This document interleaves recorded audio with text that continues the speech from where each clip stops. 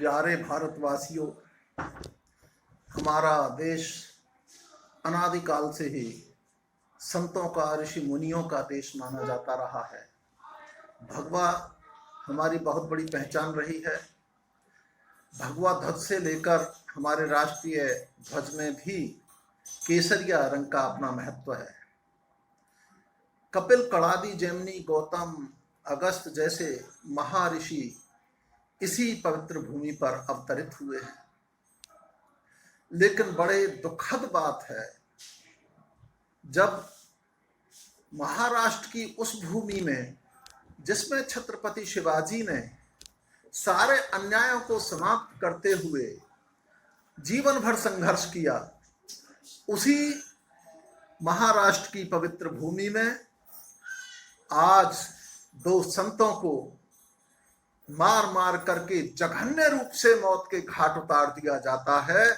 और उससे ज्यादा कष्टप्रद यह है कि सारे राजनेता मौन हैं, बड़े बड़े धर्म नेता मौन हैं, बड़े बड़े देश के रखवाले मौन हैं, बड़े बड़े चैनल भी मौन हैं, न्यूज दिखलाने वाले मौन हैं, जो संविधान की रक्षा करने वाले और प्रजातंत्र की रक्षा करने वाले बनते थे वो भी आज मौन हैं। मैं यह नहीं कहता कि हत्या करना अच्छी बात है, अखलाक की हत्या भी अच्छी नहीं थी। अखलाक की हत्या को किसी भी तरह से अच्छा नहीं कहा जा सकता, वह भी जघन्य अपराध था। लेकिन कहीं ना कहीं सोचना तो पड़ता है, जब अखलाक की हत्या होती है तो पूरा भारत वर्ष हिल जाता है।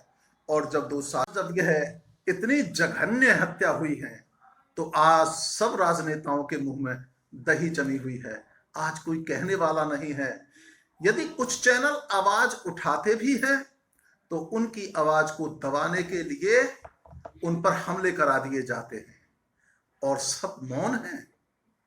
बड़े दुखद आश्चर्य की घड़ी है और इस दुखद आश्चर्य की घड़ी में अपने व्यथित हृदय से मैंने भीगी आंखों से कष्ट के साथ कुछ पंक्तियां लिखी हैं। साथियों, प्रस्तुत कर रहा हूं। ध्यान चाहूंगा कि आज धेनुसुर संतों के झूठे रखवाले मौन हुए, आज धेनुसुर संतों के झूठे रखवाले मौन हुए, दीनहीन दुखियों की रक्षा करने वाले मौन हुए, बात बात पर पुरस्कार लौटाने वाले मौन हुए, कैंडल लेकर सड़कों पर चिल्लाने वाले मौन हुए, जिन्ना वाले आजादी के चाहने वाले मौन हुए, धर्म मजहब की साजिश कर भड़काने वाले मौन हुए और धर्म के परिवर्तन करवाने वाले मौन हुए, खास तरह की खबरों के दिखलाने वाले मौन हुए, गिद्ध दृष्टि से सत्ता पर ललचाने वाले मौन हुए, महाराष्ट्र के सब क्षत्रप कहलाने वाले मौन हुए, महाराष्ट्र के सब क्षत्रप कहलाने वाले मौन हुए। उद्धव जी, ये नई सभ्यता कहाँ सिखाई जाती है, सरेआम साधु संतों की बलि चढ़ाई जाती है, सरेआम साधु संतों की बलि चढ़ाई जाती है। क्यों शांत हैं सब? जब गोहित में कोई घटना दुर्घटना बन जाती है, जब गोहित में कोई घटना दुर्घटना मिल जाती है, प्रजातंत्र के ठेकेदारों की धरती हिल जाती है, मानवता के पहरेदारों का कैसा पहरा देखो, साधु संतों की हत्या पर मौन हुए चेहरा देखो, साधु संतों की हत्या पर मौन हुए चेहरा देखो। वीर शिवा की धरती माता की कैसी लाचारी है, कदम कदम पर संत सभ्यता दानवता से हारी है। उद्धव जी, कुछ तो बतलाओ, ये कैसी आजादी है, इसके पीछे छिपी देश की बहुत बड़ी बर्बादी है। उद्धव जी जो जिंदा दिल है, लहू उन्हीं का खौलेगा, कोई बोले ना बोले पर कलमकार तो बोलेगा, कोई बोले ना बोले पर कलमकार तो बोलेगा।